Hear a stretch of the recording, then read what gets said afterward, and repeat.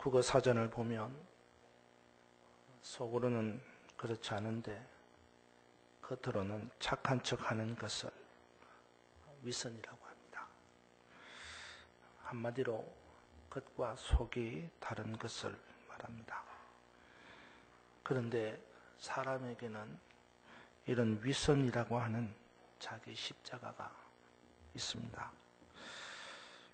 여러분이 잘 아는 이솝 우화를 보면 신포도 이야기라는 것이 나옵니다. 내용을 보면 여우가 포도나무 아래서 포도 한 송이를 따먹으려고 합니다. 그런데 덩치가 작고 키가 작은 이 여우는 아무리 점프를 해서 포도 열매를 따먹으려고 해도 높이 달린 이 포도 열매에 손이 닿지 않는 것입니다. 해도 포도를 따먹을 수 없는 이 여우는 마침내 이렇게 말하고는 포도나무를 그냥 지나갑니다. 뭐라고 말하냐 하면 저 포도는 신포도야. 이것은 여우의 위선입니다.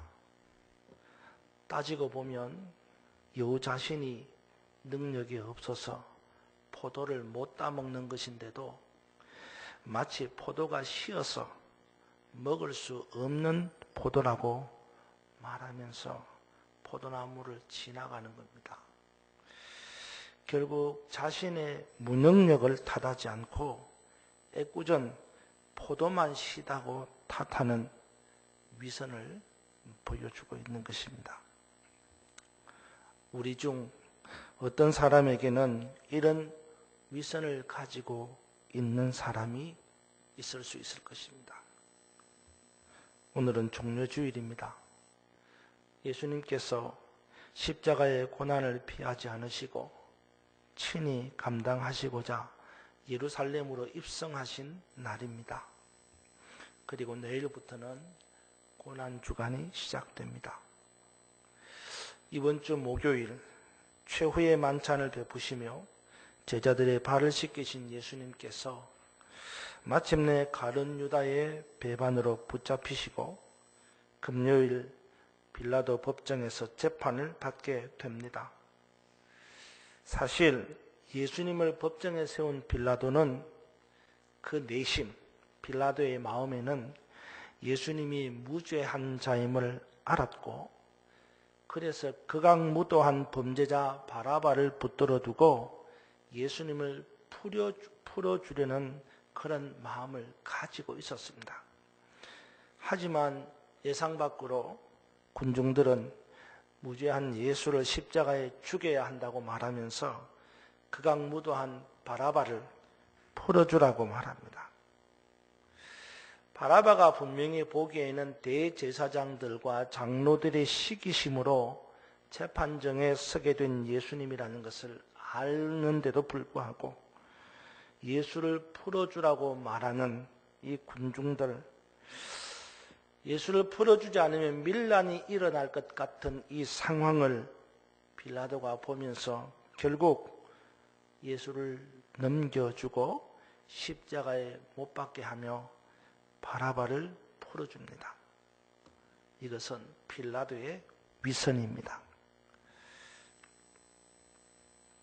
몇 년 전 폐암으로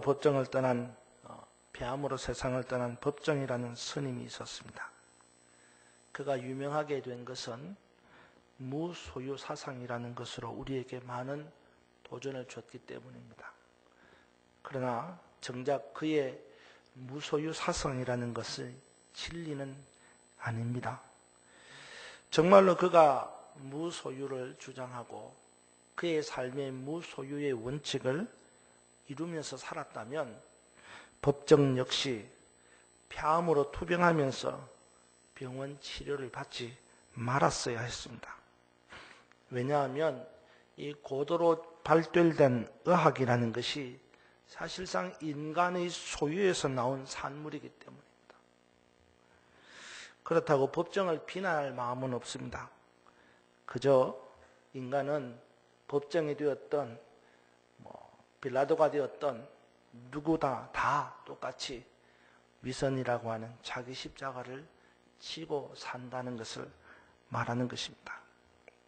사랑하는 여러분, 이 시간 저와 여러분 우리 모두에게 있는 이 위선의 십자가를 발견하고 과감하게 벗어버림으로 우리 주 예수 그리스도의 은혜로 사는 축복이 있기를 주님의 이름으로 축원합니다. 우리 오늘 본문을 보면 예수님께서 제자들과 함께 최후의 만찬인 유월절 식사를 나누시는 장면이 있습니다.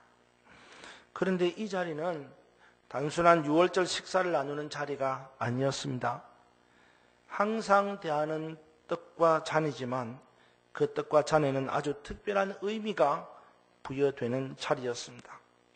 예수님께서 떡을 떼어주시면서 이 떡은 너희를 위한 내 몸이라고 말씀하시고 또 잔을 나누어 주시면서 이 잔은 많은 사람을 위하여 흘리는 바 나의 피, 곧 언약의 피라고 말씀하셨습니다.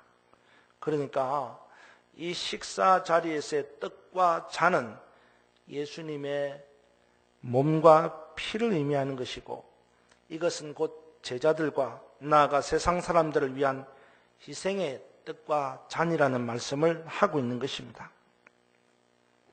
대부분의 사람들은 자기를 위해서 삽니다. 돈을 벌어도 자기를 위해서 벌고 공부를 위해도 자기를 위해서 하는 거고 출세를 해도 자기를 위해서 하는 것입니다. 그러나 오늘 예수님이 계시는 이 자리는 예수님 당신을 위해서 있는 자리가 아니고 제자들과 세상 사람들을 위하여 있는 희생의 자리였던 것입니다. 그것은 참으로 거룩하고 숭고한 자리였습니다. 요한 1서의 말씀을 보면 자기를 위해서 죽는 사람은 있어도 남을 위하여서 목숨을 버리는 사람은 없다고 했습니다. 세상에서 가장 소중한 것이 목숨인데 그 목숨으로 자기를 위해서 사는 것은 일반적이지만 남을 위해서 죽는 것은 없다는 겁니다. 하지만 지금 예수님은 자기가 아닌 다른 사람을 위해서, 남을 위해서 자신의 목숨을 내던질 그런 말씀을 하고 있는 것입니다.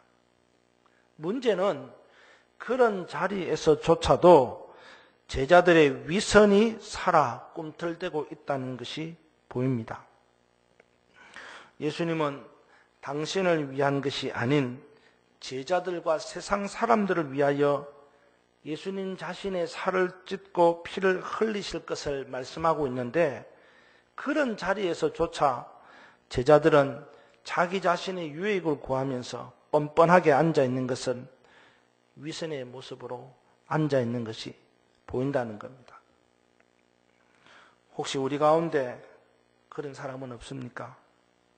오늘 이 자리는 우리의 죄를 담당하시기 위하여 성전으로 들어오시는 주님을 영접하는 자리입니다.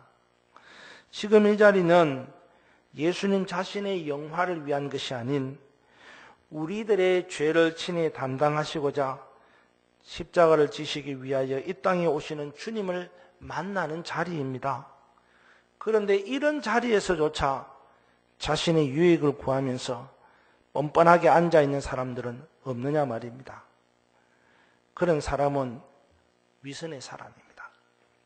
이제 위선을 내버려야 합니다. 만약 그 위선을 버리지 못하면 그 위선을 그대로 가지고 있다면 어떤 일이 일어날까요? 오늘 본문에 보면 위선의 두 가지 결과를 보게 됩니다. 하나는 자신의 목적을 달성하기 위한 위선은 관계의 파괴를 가져온다는 겁니다. 가룟 유다는 예수님을 팔려고 하는 목적을 가지고 있었습니다.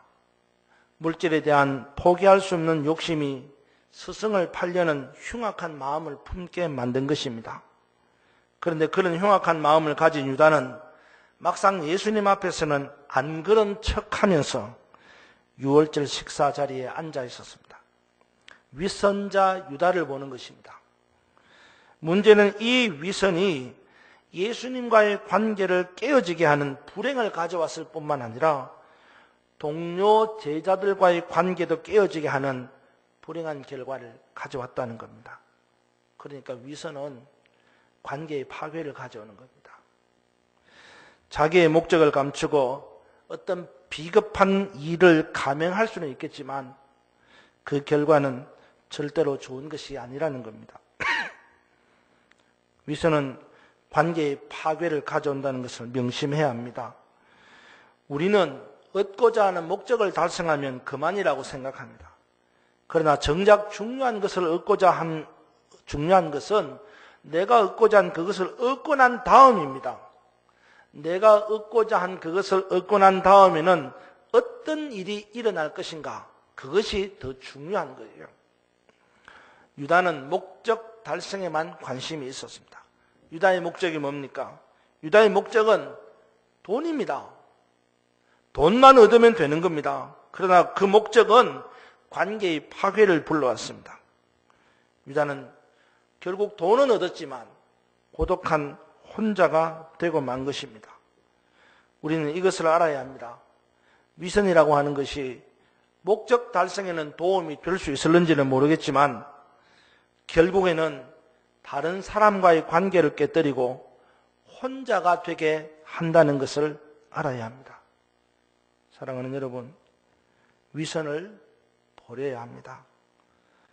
사람과의 대화는 진실해야 합니다. 겉과 속이 다른 위선은 사귐의 대화는 고사하고 관계의 파괴만 가져올 뿐입니다. 오늘 우리의 관계를 파괴시키는 이 위선을 내려놓는 저와 여러분이 되기를 주님의 이름으로 축원합니다. 두 번째 위선은 어떤 결과를 가져오느냐? 이 위선은 목숨을 잃게 만드는 생명을 빼앗아가는 결과를 불러옵니다. 가룟 유다는 돈을 얻기 위한 목적으로 예수님을 팔았습니다. 그리고도 뻔뻔하게 예수님 앞에서는 아닌 척하면서 앉아 있었습니다.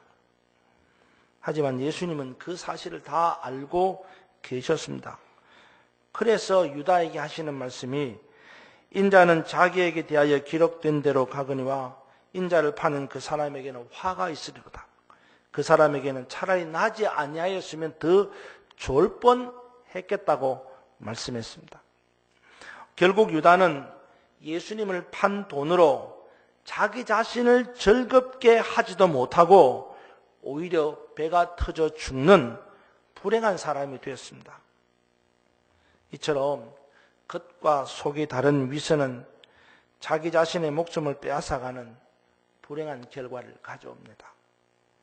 겉과 속이 다른 위선으로 사람을 속일 수는 있겠지만 하나님을 속일 수는 없습니다. 성경을 보면 하나님을 속이려고 했던 사람들은 결국에 가서는 다 죽음으로 최후를 맞이하게 되는 것을 볼 수 있습니다. 여러분, 아나니아와 삽비라 부부를 보십시오. 그들은 자신들의 위선이 결국 죽음을 불러올 것을 알지 못했습니다.